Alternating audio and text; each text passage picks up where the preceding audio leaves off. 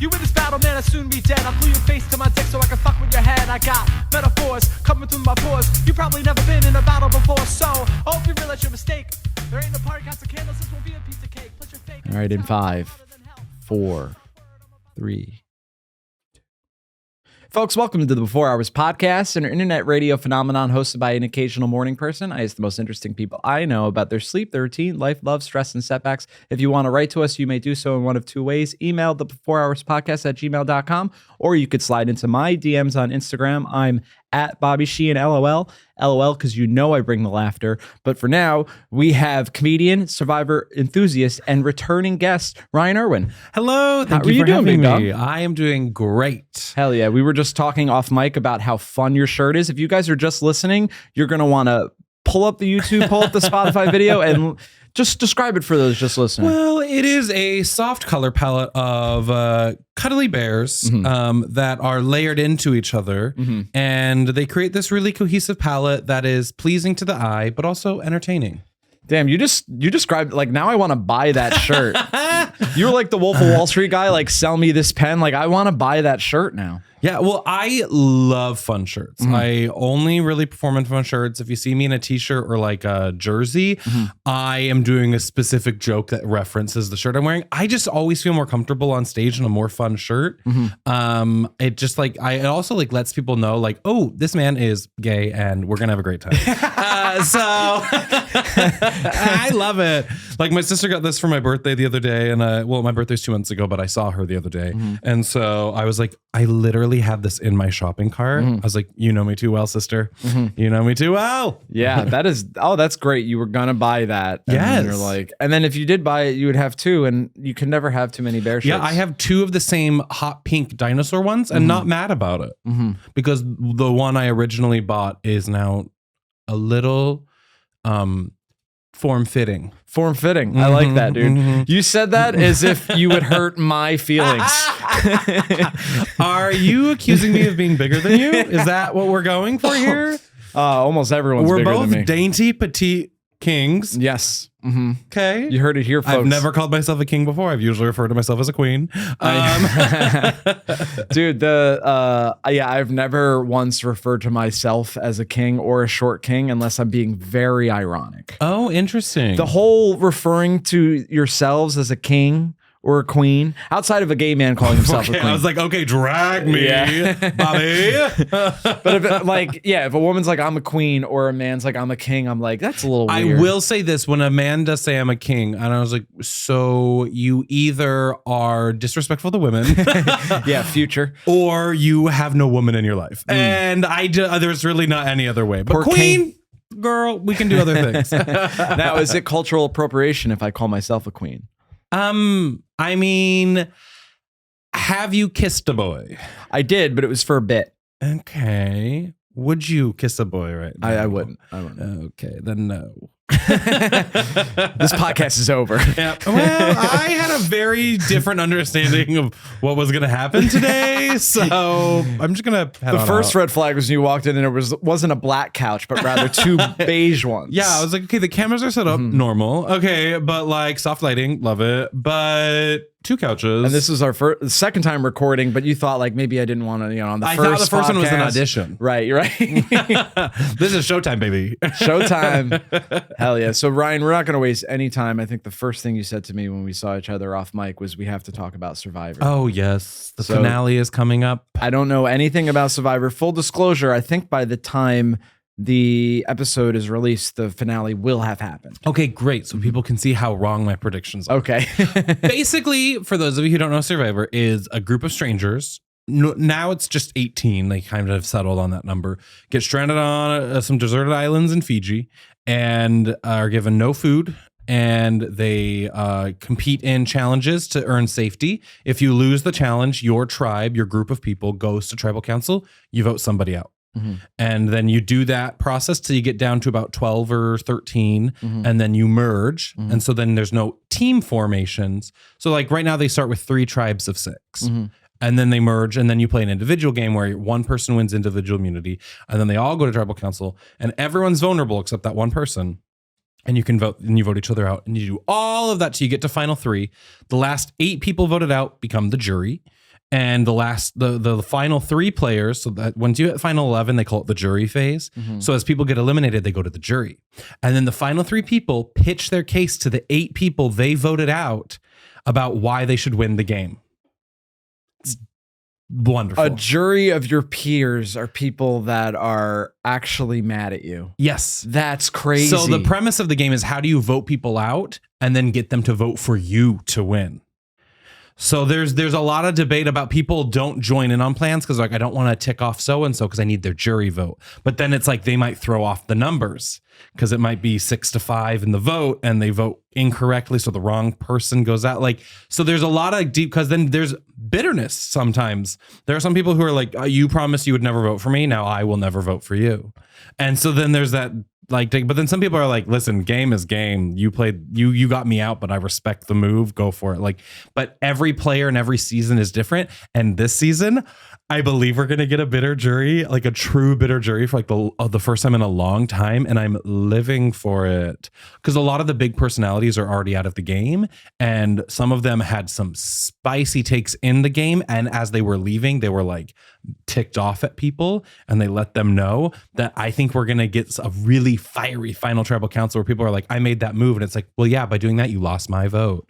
And like, I think it's going to be spicy. So it's not as much of a meritocracy as I had assumed. No, Okay. there was a phase when it started where it was like, if you flipped on your allies, you lost the game. But it's like, I'm at the bottom of the alliance. Like, there's an alliance of 5. I'm clearly number 5. If I don't flip to the other side, I don't win the game. Okay. And over time, people started to see the strategy evolved, and we kind of left that whole, like, who's ever the leader of the majority alliance wins. And it kind of shifted to whoever makes the best game move. And then there was this one girl who she played both sides very effectively. And there was a guy who led from the middle, as in, like, he would very vocally just be like, I'm with this group now. And the very next tribal council was like, I'm with this group now. And people then were respecting people who played the middle and weren't like necessarily like the leaders. But then there were bitter jurors where, like, someone's like, I'm dragging this girl to the end because who would vote for her? And then she beats him and he's like, what? I'm speaking in vague ambiguities because I don't want to spoil any seasons in case people go watch. Right. Yeah. So, but like, but now we've gotten to what they call the new era. The game is shortened by days post COVID. And people talk about resumes, but when you get down to it, it's the people who have the strongest relationships win the game. It's the person who goes, well, like, you guys were my friends and I took you out, but like, I still respected you. Where before, like, if you took someone out, it's because you hated them. And so, but this season, there's some bitterness. So it's kind of going back to old school Survivor where there's some people who are like really upset and there's some animosity. So I'm living for it. You have to imagine that it's on purpose. Like, they are casting people that might be disagreeable or have an ego. 100%. They cast a lot of very extreme personalities. Like this season, I live for Mother Venus. Okay. She is a 24-year-old woman who the internet has dubbed Mother. But she's a very outspoken Iranian woman who, like, she's like, I'm not going to censor myself because women in Iran have to be censored and I am not going to censor myself. So she would tell people, she goes, I don't like you. I don't trust you. And she was like very vocal. Shooting everyone as if he's the Tola Khamenei. I don't know what that means. the head. I was gonna be like, but then I was like, I can't even. I don't know what happened. He's the main Iran guy that she probably doesn't. My idea is that, like, if a guy's like, hey, I actually feel this way, she's like, are you telling me that I can't vote right now? Like, that's the vibe I'm getting from her. Yeah, no, but then there's like there's one guy, Q. Love him. He's a former Ole Miss football player. Q, the not drag queen from RuPaul's Drag Race. There's a different Q on a reality TV competition show this spring. Okay, Ryan, our reference points are very different. Because I was thinking Q like QAnon. Like, no. I'm talking about Quintavious Burdett, a former Ole Miss wide receiver. And I was also referring to Q, the drag queen from Kansas City, Missouri, who finished 4th on this most recent season of RuPaul's Drag Race. Okay. My crossovers are very different than your crossovers. That made it sound like I'm a fan of QAnon. I'm not. I'm not. Oh, I'm gonna get some YouTube comments about that. But yeah, hey, any comments are good comments. I've gotten stuff from my stand-up that I think is hilarious. But long story short, there's a lot of big, bold personalities this season that are like at odds with each other. And one girl this season, she didn't get the Applebee's rewards. She's allergic to a lot of things, and so she couldn't eat like the fruit that existed on the island. So she was literally starving. And then there was a reward where if you win a challenge, they served you an Applebee's dinner, but the winner got to choose a couple people to go with them on the reward. And this girl has clearly been starving, and she wasn't picked, and she had the meltdown of a century. Beautiful TV. I live for it. She like has this, she's like sobbing, and she like dramatically turns around and she screams, "I'm pissed," because she's so hungry. And she had told everyone how like her and her daughter would go to Applebee's every Wednesday before they go watch Survivor. She had said it all season because like Applebee's and Survivor have this like thing. So her and her daughter, like they were like in the episode, they were like showing a picture slideshow of her and her daughter at Applebee's. Like it's their weekly tradition where they go get Applebee's and then they go home and watch Survivor. And so she was like, this is my connection from home. This is also stuff I can eat. I can't eat the coconuts and whatever because like I'm allergic to them.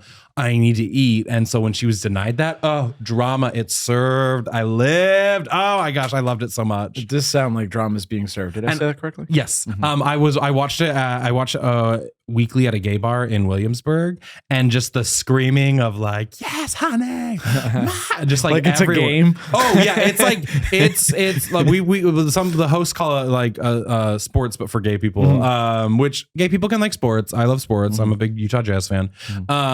But yeah, it's just I love it so much. It's really down to like two main people. There's like a third that I don't think she's getting to the end, but I think Ralph Nader of the I think competition. Kinsey is going to win the game. She's the girl for the what? The Kinsey scale? No. I'm also, is it a 6 is gay or is a 1 gay? I don't know. I don't remember. I'm on the gay side. Yeah, you don't have to have your number memorized. No, that's not relevant. But I think she wins because she has the better, like, narratives sometimes win over resumes, because stories, the jury feels a part of their story. So she was on this disaster tribe that lost every challenge at the beginning of the game, and she survived. And so she has this narrative, this story that she can tell of this girl who was on the bottom. And like when she made it to the merge, one of her allies said, "Oh yeah, she's the strategist. She's the mastermind of our tribe." And that put a big target on her back. And yet she's still here at Final Five.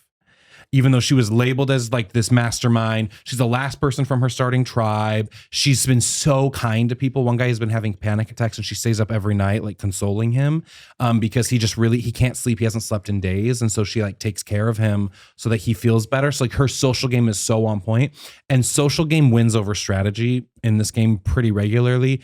And also narrative wins over resume, because narrative, the jurors feel like they're part of her story, their characters, where resumes, they feel like they're a bullet point, where they're like, oh, like I'm that dash, like whatever, like, but like if you're part of someone's narrative, you feel, because jurors want to feel a part of the winning game. And so if they're like, well, Kenzie was so nice and so thoughtful to me, and she was my number one ally when I got voted out, I feel like she's going to win over Charlie, the other guy who I feel like he's been this like kind of like the strategist of the season, but she's been the social player. And I think it's actually going to come down to a 4-4 tie. This is my thought process, because there's 8 jurors. So there's a final 3. What happens in a tie? It's happened once before, where the third place finisher, the person who got no votes, casts the tie-breaking vote for the winner. The drama for $1 million, the title of Soul Survivor, and they have to do it right then, there in person. They don't get to wait a moment.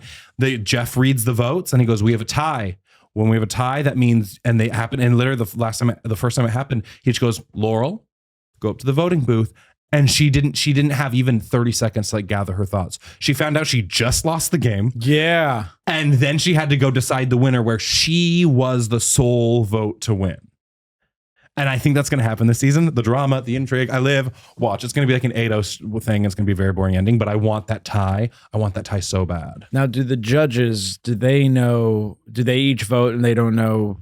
They don't know how everyone else votes. Okay. They're discouraged when the jury is discouraged from openly saying, "I'm voting for so-and-so." They're allowed to talk about the game, being like, what moves did someone make? What relationships did they have? And like talk about all that stuff. But what you're not allowed to do is like pander and like pontificate, and not pontificate, that's the wrong word. Like politicize or like stump for someone, being like, "I'm voting for her because da da da," and like try and persuading everyone. Persuading, that was the P word I was looking for. And so They vote independently. They go up to the jury booth, they write the name down, they say a little something, they put it in the urn, and they step back, and then every other person goes up separately. Now, you know how whenever there's a case in the American Supreme Court, and there's usually 4, because there's 9 justices, right? There's usually like 1 or 2 people where it's like they're the only ones that we actually don't know how they're going to vote. Everybody else is like pretty predictable. Is the judges panel like that? Like, can you already pair like, oh, this person's definitely 100%. Almost every season, there's always like, that's a locked vote for her, that's a locked vote for him, because it's usually their number one ally, or it's someone who like had openly said like, I really respect their game, even though we're not working together. Like they've played such a great game. So, and like, there's some people who are, maybe you can't identify who they're voting for, but you can tell who they're not voting for. Like, oh, that guy hates her. He's never voting for her. And so a lot of players, when you get towards the end of the game, you start counting jury votes. And you're like, okay, I've probably got these 2. She doesn't have those 2. So I'm going to make my final tribal council pitch trying to get those 2 to vote for me. Right. So there is some like strategy and like counting and aligning your jury votes, where there was one winner who got to the end and like very specifically was like, I'm trying to get these 2 people. Like, well, they said it in their exit press. They didn't say it in the moment, but they're like, I framed my whole final tribal council speech to win those 2 people over, because I knew I had 3 votes and I knew they had 3 votes. And I wanted to win. And so like there is that sort of like politicking and like next level thinking about being like, oh yeah, I'm not even going to waste my time trying to win them over, because they're never going to vote for me. And you never know, there could always be an upset. Oh yeah. There's always like, she voted, he voted, what? Like there are some people that win them over, like at Final Tribal Council, and they maybe had the wrong read on things, but no, I live for it. I love it. I've watched every season. I'm here for it. Big Brother is like Survivor but in a house. So like any competition show, The Challenge, Traders, like I'm seated. And you're training to be on one of these shows. Well, I'm applying. Training is a very loose term. Do I listen to podcasts about the shows? Yes. Do I watch every season and analyze it? Yes. But like I don't know. Like am I going to the gym? No. Oh, I meant more, because as we've established, that's the last part. Like, oh, can you physically do this stuff? It's more, listen, you've been a comedian for X amount of years. You already know how to politic. Oh yeah. You already know how to make people like you. I was my state's middle school teacher of the year without a teaching license. Like I know how to jump through hoops. I know how to like get around things. I know how to get out of like sticky situations. So like I'm in that regard, my life training has prepared me for what I think would be a good chance for it. But I'd vote for you. But even if I never get on, I love the show and I will never stop watching it. And it's so fun because like I've now become like friends with former players and current players. And so like it's so fun to like chit chat with them and hang out with them, and they'll like, hey, what do you think about this? And they're like, oh yeah, on the island it's kind of like, and I was like, oh my gosh, like I'm getting like inside tea. So it definitely, I formed like a Survivor community. Like when I moved to New York, some of my first friends were people from the Survivor community. I'm like, I follow you on TikTok, and her name's Tagwith. I love her. But she goes, oh my gosh. And we just started bantering, and then we started hanging out. We do game night. Like she's coming to my show tonight. Like I've just formed so many friends through the Survivor community that whether I'm on it or not one day, I'm so grateful to be a part of the Survivor community because I've made so many friends from it. Hell yeah, dude. Yeah. I never watched a full season. I don't know if I've watched an episode of Survivor. And up until recently, I was like, I don't know if it would interest me. But now I've gotten so deep into this current rap beef that I'm like, it's the same thing. It's drama. It's drama.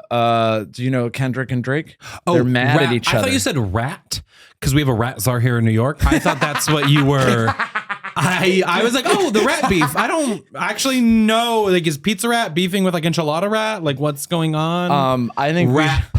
Okay. RAP. Although a rat beef would be nice. Well, that's what I was like. Like Ratatouille for adults.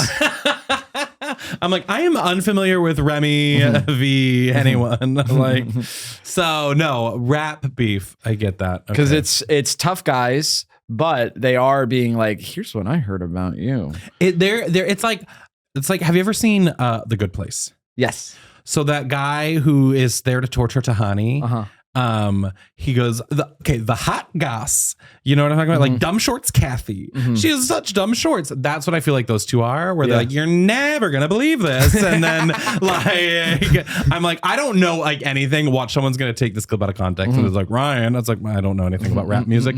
Doesn't Macklemore rap? I don't know. Doesn't he do that stuff? No, I just know that at one point, did Kendrick say you don't hang out with your children? Yeah, so that is a point of contention because he brought the kids into it. Although Drake started with a subliminal. Ooh. Because he said, you better have your bodyguard like Whitney. Ooh. And you know, Whitney Houston was in the movie Bodyguard with Kevin Costner. With Kevin Costner, but Kendrick's fiance is named Whitney. So he was kind of wink, wink, nudge, nudge. And then Kendrick was like, okay, if this is if you want to bring family into it, I'll bring family into it. Yikes. Also, when you said The Bodyguard, there's also a quote from The Good Place. I just rewatched it. Yeah. Where she goes, oh, my friend, The Bodyguard, from The Bodyguard, like when Tahani like names drop everyone. I was working on the Stupid Moon puzzle. I hated it with all my heart. I finally finished after over 20 hours, but I watched the entirety of The Good Place and 2 seasons of Schitt's Creek while I was putting together this puzzle. Whoa. I hated that puzzle, but I just rewatched The Good Place. So that's why like all these Tahani quotes are like stuck in my head. Yeah. Dude, Tahani's a good character. She's a tall queen. And if you're listening, Tahani, I'm single. What's her real name? Tahani. Jamila. Jamila Jamil. Thank you. Watch, I get it wrong. It's just like, okay, well, that's embarrassing. I don't know actors' names at all. I should. Really? I don't know. I know. Yeah, because someone will be like, have you seen this movie? And I'll be like, no. And they'll be like, so-and-so's in it. And I'm like, I recently learned who Sydney Sweeney was. I don't know who she is. I don't have Euphoria or the show Euphoria. I experienced Euphoria, but I not lately, but HBO show. And apparently I started Madam Web last night before going to bed. Man, that script is hot garbage. I'm gonna finish it tomorrow. But she's in that, and she's like the new hot girl of Hollywood. But I just learned her she was like the other day. Yeah, I've heard the name, and then I couldn't be bothered to like Google her. Yeah, I was like, that's for straight people. Yeah, it's not for me. Well, even like they're like, she's hot. I'm like, I guess, but I look at her, I'm like, oh, she is hot. What do I do now? You know what I mean? Like, what do I do with this information? What am I gonna do? Call her? Call Sydney Sweeney? Like, best of luck. Hope she has a great career. But I was just like, it's not. It's not necessary for me. But like when Bridgerton came out and I discovered who Regé Jean Page was, I'm like, okay, I'm here for this. I'm seated. He's a rising star. Yep. I'm less interested in who the new hot actress is and who the new attractive woman across the street from me is. Ooh, that's a little more. She's a little more accessible. I'm not referencing a specific person, by the way. Oh, okay. Okay, hot goss. Spill this tea. Forget Kendrick and Lamar. Kendrick and Lamar. That's how little I know about rap. I thought they were two different people. That's okay. A friend of mine once referred to Key and Peele as Keon Peele, thinking it was one black guy named Keon, last name Peele. Honestly, can't fault him. Yeah, dude, it could happen. But yeah, there's a lot of teas going on with the rap beef, and so before Drake was beefing with Kendrick, he was beefing with a rapper named Pusha T. And Kendrick's, by the way, his insults are usually very surface level. Like the whole big thing now is like Drake's like, hey, Kendrick, you're short. That was like an entire verse of a song. He's like, you think you're cool, but you're short.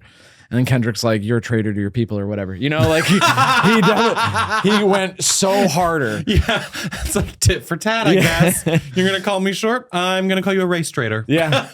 But this repeatedly happens to Drake because when he was beefing with Pusha T, I think he said something like, your music's not fun and you're corny. And then Pusha T was like, I found a picture of you doing blackface. Oh my gosh. And I also found out that you have a son that you are not taking care of. And the song was called The Story of Adonis. And Adonis was the son. And he says in the middle of the song, he goes, you are hiding a child. And he like over enunciates so everyone can understand. Yeah. And then I remember there was a YouTube comment for that song. It was like, LOL, remember when Pusha T bullied Drake into being a dad? Yeah. That's great. But now, I think everyone's spoiled now because there's a bunch of accusations that Drake has thrown at Kendrick and that Kendrick has thrown at Drake. And everyone online is like, where are the receipts? And I'm like, there are no receipts. They're just saying stuff. Yeah. You know what I mean? But now we're like in we need the Real Housewives receipts, proof, timeline, screenshots. That's what we need. Receipts. Yeah, I just learned that recently. Well, a few years ago. That little monologue. Because as a straight white man, I'm the last one to learn the slang. Because black women, black men, gay white men, white women, straight. I'm the last one. Yeah, no, that's fair. So whenever I learn of what I think is new slang, it's actually at least 3 years old. Okay. Yeah.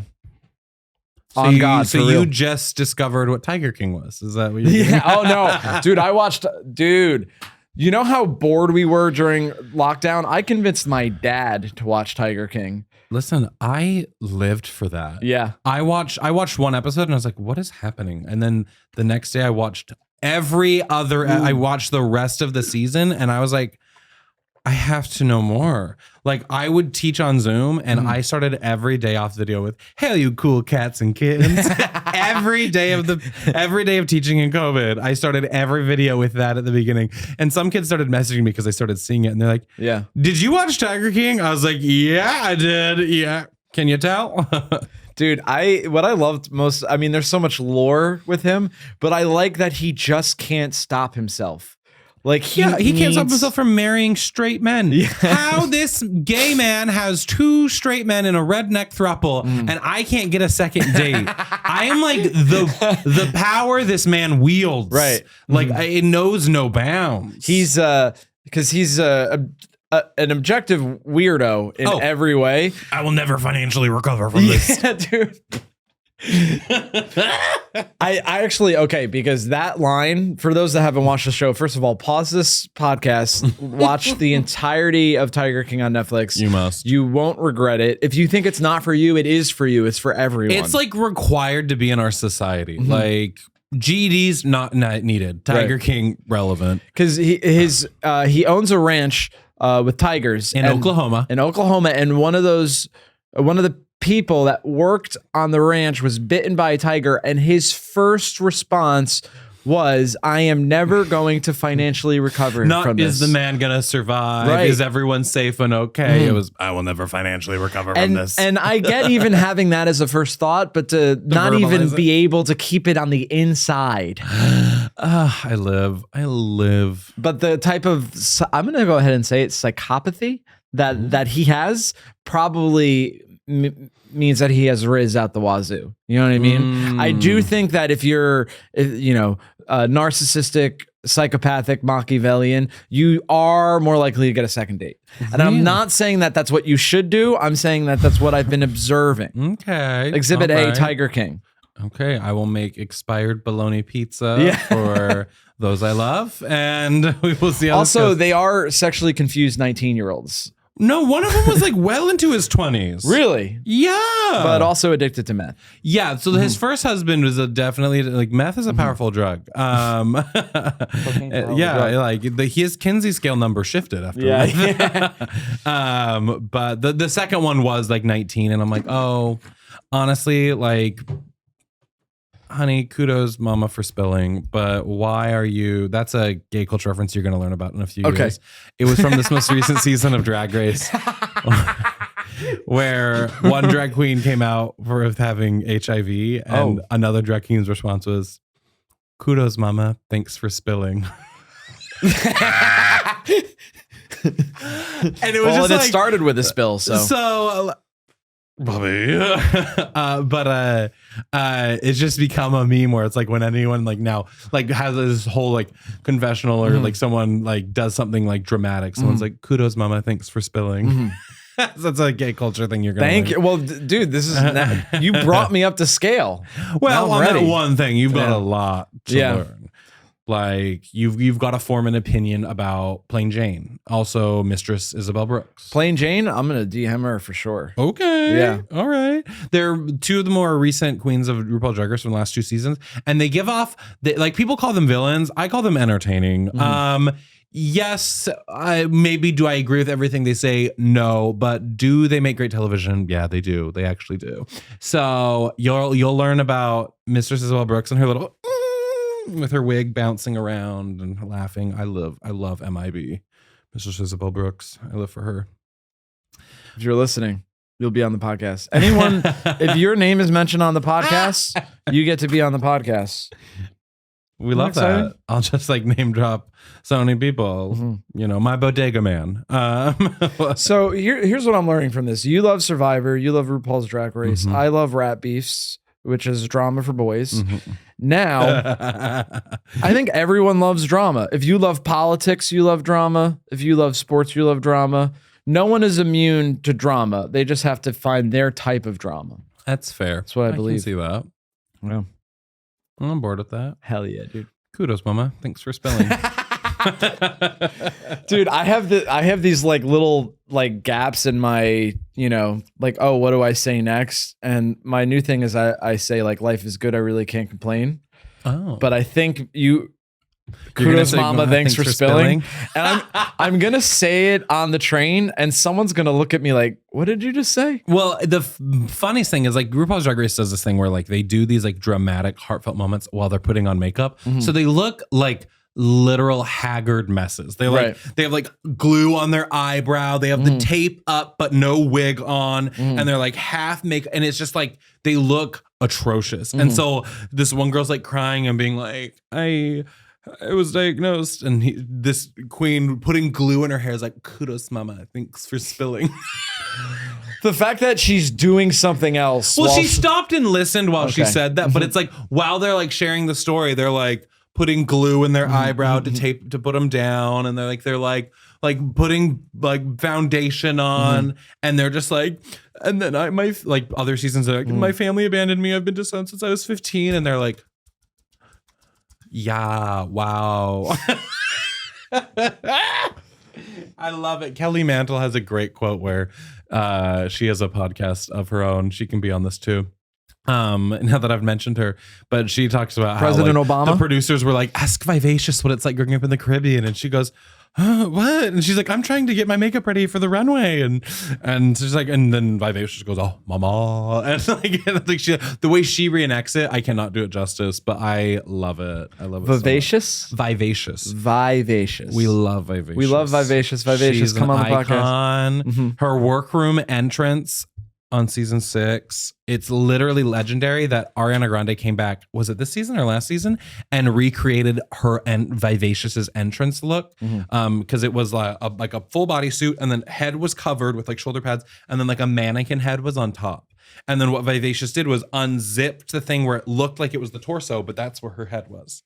It was beautiful. It was so funny. But Vivacious struggled to get the zipper down. We live. It was iconic, and it took forever. But then Ariana Grande entered in with the Vivacious outfit on, like 10 seasons later, and people were like, "Oh my gosh, it's Vivacious!" And then it unzipped, and then she goes, "Ah!" and it's Ariana Grande, and everyone was like, "Ah, Ariana!" And then it was a split. It was a split premiere, so half the queens showed up in episode 1 and the other half showed up in episode 2. The queens in episode 2 got actual Vivacious, and they were like, this is so gag worthy, this is so incredible. And then they found out Ariana Grande was the reveal in the first one, and they're like, we got Vivacious and they got Ariana Grande. No shade of Vivacious, but Ariana Grande is a very different celebrity. Hard to compete with.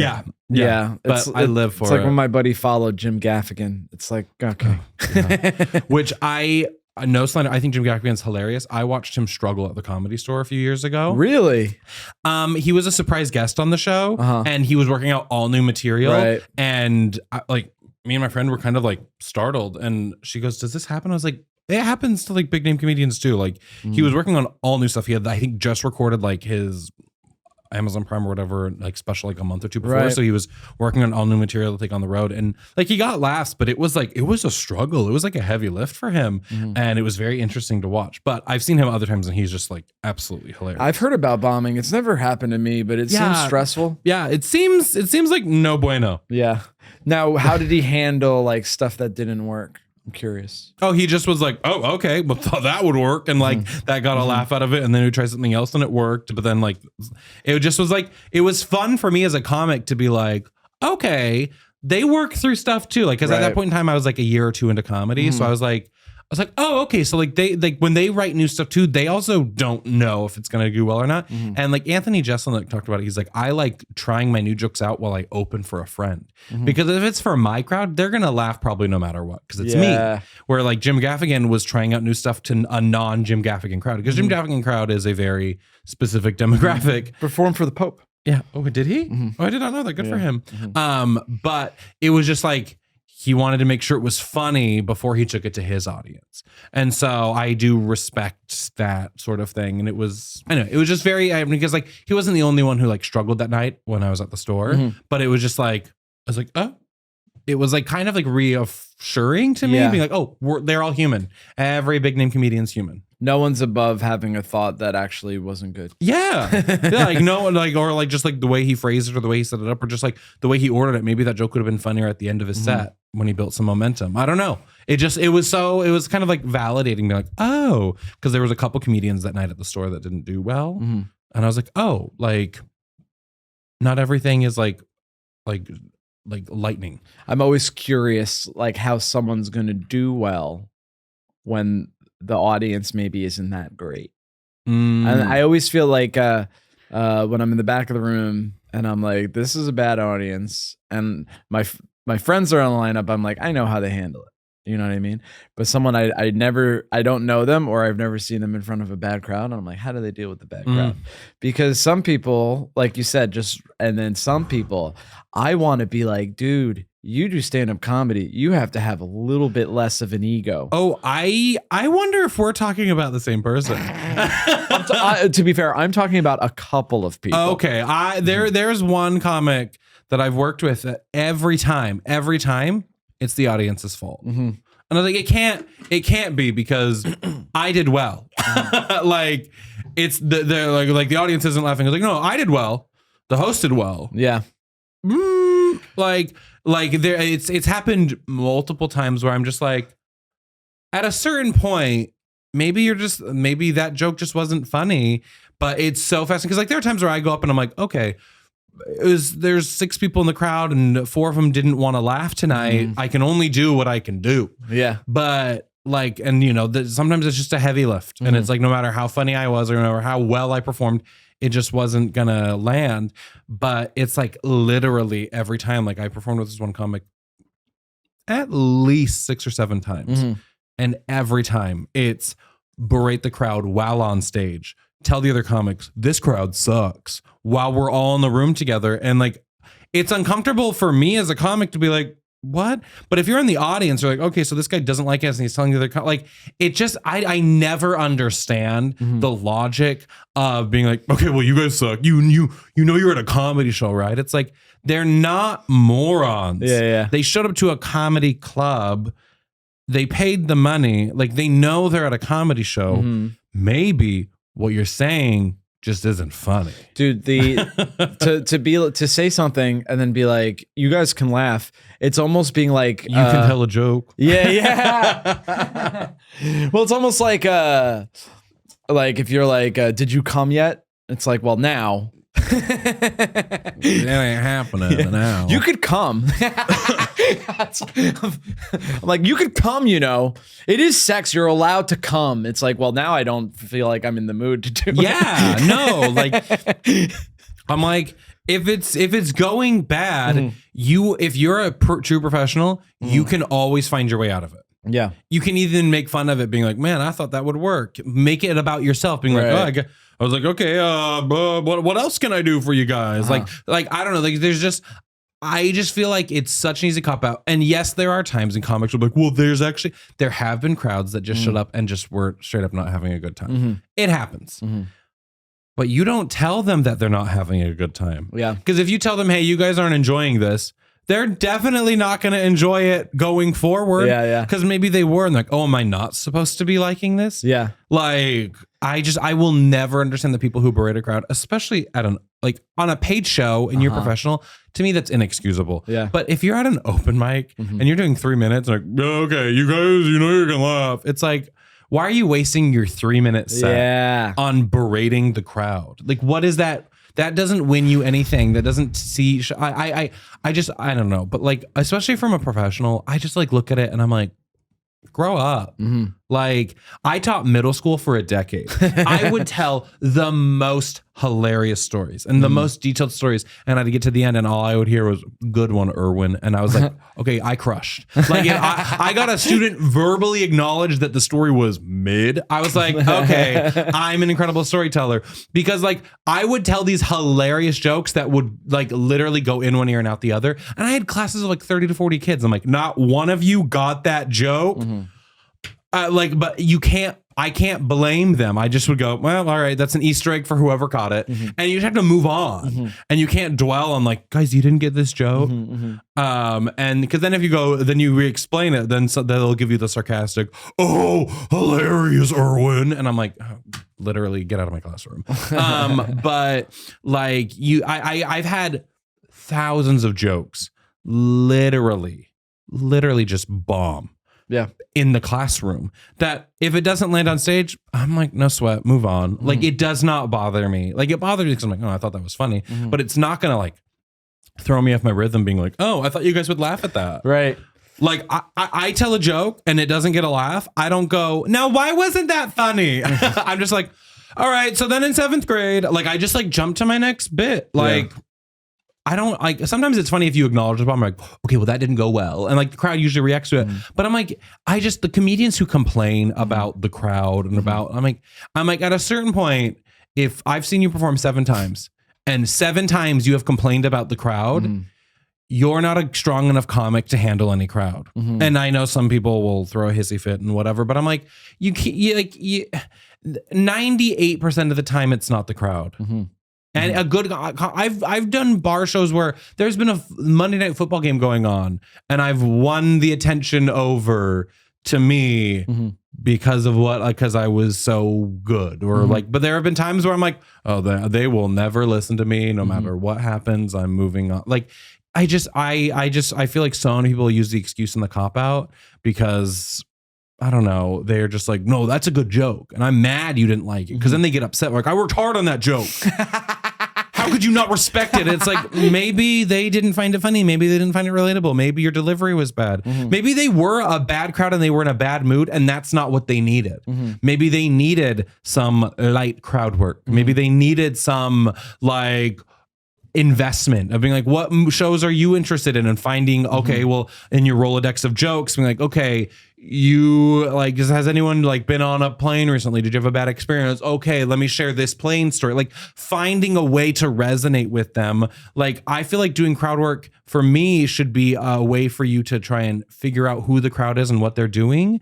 It's not like some people just do crowd work to like find material or to find clips. But I'm like, no, like whenever I interact with the crowd, it's because I'm like, I'm trying to figure out who they are so that I know what jokes to do that'll like cater to them. Like, I'll do jokes where I talk about like different restaurants or whatever, and I go, do we have any Chili's fans? And if I have a 5-minute story about an airport Chili's experience, and if they woo at Chili's, I'm like, we're going for it. Or sometimes if nobody woos, I was like, well, let's pretend we're all Chili's fans, and like that wins them over because I'm like, I wanted to tell the story, but I need you to have some investment in some buy. By the way, who the hell is not a Chili's fan? I would get off stage. I'd storm off. I'm like, I get Olive Garden is great, but we can have both. Yeah. Like, we don't have to just be one. Guys, you could like Drake and Kendrick. You could like Olive Garden and Chili's. You can like Plain Jane and Mistress Isabel Brooks. We can tie it all back in. So, Vivacious. Season 6. She was asked what it was like to grow up in the Caribbean. Now, Ryan, the last time you were on the podcast, I asked you what it was like to grow up in not Utah. It was in Utah. Okay, I was thinking Mormon, but not Utah for some reason. It was. We talked about about being Mormon. We talked about you coming out, being a teacher, becoming a comedian, and the cliffhanger that we had for the last is, I don't know if you remember this, but I don't. We had like a minute left. I was like, Ryan, we didn't talk about you coming from a deaf family. Oh yeah, my parents are deaf. Yeah. They'll never listen to this podcast. All right, so never mind. Or you could say whatever you want. I mean, I get on stage every night, so I mean, I can do that whenever. No, yeah, I'm a CODA. I'm a child of deaf adults. I won Best Picture a few years ago. It was a good year for me. Yeah, yeah, CODA. That's a great movie, dude. I sobbed. It's actually quite an authentic representation of the CODA experience. That's what I was watching as I was watching the movie, because I am like, I don't know anything about this culture, and sometimes, you know, they have like consultants in movies and stuff, but sometimes movies or TV shows or whatever do get a subculture so very wrong. Yes. So I was wondering about that. They had a lot of, I can't remember if the director or the author, like the screenwriter, is a CODA. The lead actress wasn't a CODA, and that did rub some people the wrong way a little bit, in a very niche part of like the deaf CODA community. But I thought she was a brilliant actress. They had actual deaf parents and a deaf sibling, so like they had 3 deaf actors play the deaf roles, and so it was a very authentic experience. But like, she wants to become like a performing artist, and as someone who like majored in theater in college, like I kind of went through the same kind of like having that discussion with my parents and like signing, being like, I have this thing I want to go do that you can't like comprehend, because like you're like, it's not that like you're incapable of it, it's just like you don't have like the experience of like knowing what it's like, that rush of stepping on stage and like performing, and like it, like, but my parents were very supportive of it. Like when I told them I wanted to major in theater, they're like, good, you enjoy it. I was like, yes, thank you. Like I didn't have to have the whole like argument. We argued about other things. We didn't argue about what my degree was. So they're very supportive. Like my parents like came to all my musicals growing up. My mom sat through a 3-hour production of Shakespeare and Hamlet. I was the gravedigger, so I was in one scene in Act 3 and one scene in Act 5. That woman came to support me. That's awesome. But no, the CODA movie is so good. It's so wholesome. I'm so happy it won Best Picture. Some people are like, it's so like simple. It's so like, it's just like not like extraordinary. I'm like, but that's it's just like this sort of story hadn't been told before. And to tell it so beautifully and so simply, to me, was what made it so impactful. That it wasn't trying to be this big, like giant, like thing. It was just trying to tell a meaningful story, and it resonated with me, and I love it. And my parents loved it. They watched it so many times because so many characters were signing in the movie, and then it was always subtitled. So like with everything, but like my parents didn't know that there's a scene where they're at a choir concert and it goes silent because we're seeing the choir concert from the parents' point of view. Oh yeah. My parents didn't know that. So I start sobbing during the choir concert. My parents are like, what? I was like, there's no sound. I was like, we heard the singing and then it went away because we're watching it like the parents. And they were like, oh. And so like, even when the crowd was like clapping, we didn't hear anything. And it's just so beautiful because like we're seeing what it's like for them to experience a choir concert being deaf. And like, they were like looking around being like, oh, this is good. Like they were like looking at the other parents, like smiling and nodding and like going, they're like, okay, she's actually really good at singing. Like they have no idea. They have no frame of reference. And so we watched the choir concert in complete silence, like the parents did. It's such a beautiful scene. And my parents had no idea. They had seen the movie several times, but they don't, because there's no, like, it's just, they read the closed caption. And sometimes when there's music, it'll show like music notes or whatever to like let you know that there's music being played or whatever. But for that part, there was no closed caption. There's no nothing. It was just silence for like a couple minutes. It was beautiful. Or like a minute. Like it was very, very beautiful. The show, oh, it makes me cry. Oh, made me cry too. And that's how you know it's a good movie, because I cry I'm Irish Catholic, so I'm not allowed to. It's a sin. I didn't know that. But regular old Harrison Butker over here. Yeah. I didn't get that reference at all. It's not, now it's my turn not to get the reference. Have you not been on the internet the last 4 days? What, can you say it again? Harrison Butker, the kicker for the Chiefs. Oh no, I have no idea. Guys, a gay man is going to explain sports to me. He spoke at like a Catholic college graduation thing and was like, women's vocation are they should be homemakers. Oh, yikes. Where have you been on the internet? I haven't been, dude. It's all over TikTok, Instagram, Twitter, like everything, Facebook. I don't know. Okay. Well, Dude, that is so very funny to me though, when someone who's like what they're known for he is talked about masculinity being the kicker. it is nice where he's good at football and they're like, we should hear what he has to say about stuff. It's like, why don't we just let him be good at football? Yeah, I thought, oh, wow, I'm surprised. No, I have no idea. Oh, is he man. a good football player? He's a pretty good kicker. Yeah. But now he's going to be the most known for having a cancelable opinion. I suppose. Well, his jersey sales skyrocketed to number 1 because the conservative right okay, supports him, but he was literally being like, you know, a lot of you are like women are here, like I'm speaking to you. You've been told a diabolical lie that like you've been diabolical he said lie. The words diabolical lie, hyperbole, and then he said his wife's life didn't start till she got married and became a wife and mother, and like. And people are like, you're taking everything out of context. I'm like, I listened to the whole speech. It's not great if you like support women.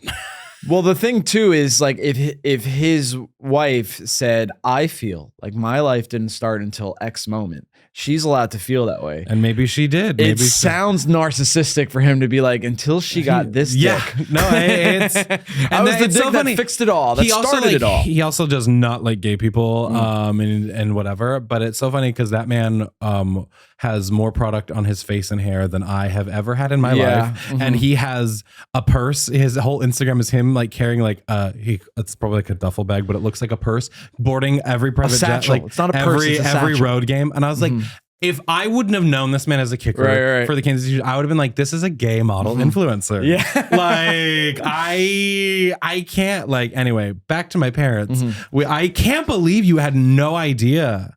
It's been like a whole week, like all week, basically. Anyway, kudos, Queen. Thanks for spilling. Did I say it right? Kudos, Mama. Thanks for spilling. I'll get it by the end of the podcast. But no, so like I grew up doing sign language. I was always their interpreter in public spaces, and yeah, a lot of my stand-up is talking about that. Because it's very unique. It's very different. While there are a lot of CODAs in the world, there's not a whole lot of CODA comedians. So like my TikTok goes viral whenever I do a CODA joke. And do you sign when you do a lot of them. Like I talked about my sign name and what that means, and like I made jokes around it. And then I talked about like having the sex talk with my parents, and like I sign stuff and like different things. My mom's favorite movie is The Sound of Music, which is ironic. She'll never know. She just loves Julie Andrews so much. But yeah, no, so like that's a lot of what my stand-up like talks about, like being a teacher, but also like growing up with their parents and what that's like. Is it analogous? Because I think of it as being analogous as almost like being a first generation American, where you have to be like the bridge for your parents. And I would say there were some similarities, but I wouldn't go so far to say like, because like there are some people who are like first gen Americans who are like literally like translating and different things. And like, yeah, I had to go to the bank to translate at like a young age and like all that stuff. But I would say I'm in this weird middle ground territory where I wouldn't compare myself to people who like were immigrating from like another country. But I would say there is definitely a cultural barrier and a linguistic barrier, but it's not as severe or like as difficult to overcome as someone immigrating from another country. Yeah, that does make sense. I remember my buddy went to a college that was it Rochester Institute of Technology? RIT, baby. It has a big last year. Oh, really? Yeah. Oh, they have a big deaf community. Yeah. Yeah. Western New York, there's a huge deaf community out there. Buffalo, Rochester, Syracuse. Like. Have you ever performed just in sign language for deaf people? No. So one venue asked me, like, would I be willing? And I was like, honestly, I said yes at first because I wanted the money. But then I was like, rhythm, cadence, I would have to change because I wouldn't be doing true ASL. I'd be doing what's called SIMCOM, simultaneous communication. Because in ASL, like subject verb agreement is different. So like, will you make your bed, please, is different. That's English, but like you do the physical action of making your bed, please. Like the way you structure things is different in ASL. So I wouldn't be doing true ASL. I would be doing like almost like a Spanglish version. And I just don't know how enjoyable that would be for a deaf person for me to just be so choppy and episodic in my signing and understanding. That makes sense. And you know what also makes sense? The fact that I had you as a return guest because you're amazing, and I loved riffing with you, and I loved learning about Survivor. So thanks, Mama. I appreciate you spilling. Kudos, Mama. Thanks for spilling. I was gonna say that back to you at the end because like, kudos, Mama. Thanks for spilling. Dude, for the last 3 minutes, I was like, kudos, Mama. Thanks for spilling. But I'm like a little too dumb to remember something for that long. But I will remember it. You know what? Now that it's not going to be used, I'll remember it, and it's going to be part of my lexicon. But while we have you, Ryan, can you tell the people where they can find you? All social media, you can just look up Ryan Erwin Comedy, specifically on Instagram and TikTok. I'm Ryan Erwin, but otherwise just Ryan Erwin Comedy, and Erwin with an E, actually. RYANERWINCOMEDY. Mm-hmm. And have a great time. Thank you for having me. Guys, thank you for coming. And folks, remember, early to bed, early to rise makes a man healthy, wealthy, and wise. I'm just plain night owls. You know I love you.